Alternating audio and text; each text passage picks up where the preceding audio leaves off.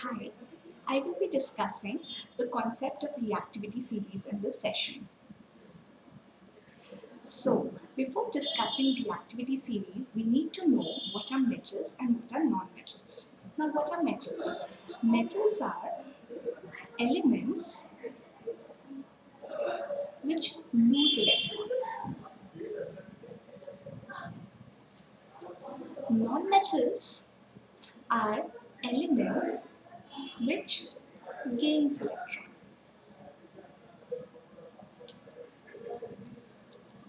Metals lose electrons and form positive ions. Non-metal gains electron and forms negative ions. Now, aluminium, iron, calcium, sodium, potassium, magnesium, gold and platinum, these are some of the examples of metals, and carbon, phosphorus, sulfur, these are some of the examples of non-metals. Now, why do we study reactivity series? Because metals react differently with different substances. So, reactivity series is basically an experimental, structural and logical progression of series of metals arranged in order of their reactivities. So, metals which are placed at the top of the reactivity series are very reactive, while ones which are placed at the bottom of the reactivity series are least reactive. So, we can say that sodium and potassium are very reactive, while we can say that gold and platinum are least reactive. So metals which are more reactive will readily lose electron, while metals which are low in the reactivity series or are unreactive will not lose electrons easily. Now, let me just discuss some of the very important properties which can be studied from reactivity series. Now, since reactive metals require a lot of energy for their extraction from ores, therefore their extraction is carried out by electrolysis. While moderately reactive, like zinc to lead, the extraction is carried out by carbon. Now, copper and mercury are somewhat less reactive, so if we heat them directly in air, we can get the copper and mercury. So, gold and silver, on the other hand, are least reactive, so they are found as natural elements. Now, how to remember the reactivity series? So, this is a mnemonic to learn the reactivity series, which says, please stop calling me a careless zebra.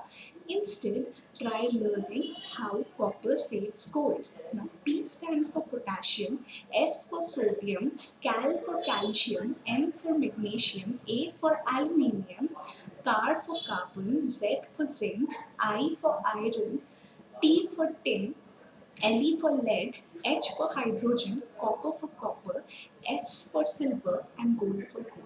This is how you can remember the reactivity series. Okay. One more very important point regarding the reactivity series, as we go down, the electropositivity will also increase. Now, displacement reaction. Now, what is a displacement reaction? Why do we have to learn displacement reaction? For that, let us just observe this thing, that compounds which are, or elements which are lower than carbon are displaced by carbon. Why is it so? So for that, we need to know displacement reaction. According to this, it's a chemical reaction where a highly reactive element, say A, displaces a least reactive element B from its compound. So A will displace B from its compound, giving rise to B and AC. So I can give you an example, like we were discussing carbon, right? So if we take Fe2O3 plus carbon, we get Fe plus CO2. So from here we can say that carbon is more reactive according to the reactivity series. Carbon is more reactive. So carbon displaces iron from the reaction, iron oxide, right? This is what is happening. Now, let us explain the other important properties, like it also explains the reactivity of metal with oxygen, dilute acids, water. Okay, so what happens when metal reacts with oxygen? When metal reacts with oxygen, we get metal oxides, right? We get metal oxides. So the highly reactive elements will readily form metal oxides, right? This is what is observed. Now let me discuss the reaction with dilute acid. Now what happens when metal reacts with acids? Now when metal reacts with acids, what do we get? We get metal salt plus hydrogen. This means hydrogen is displaced.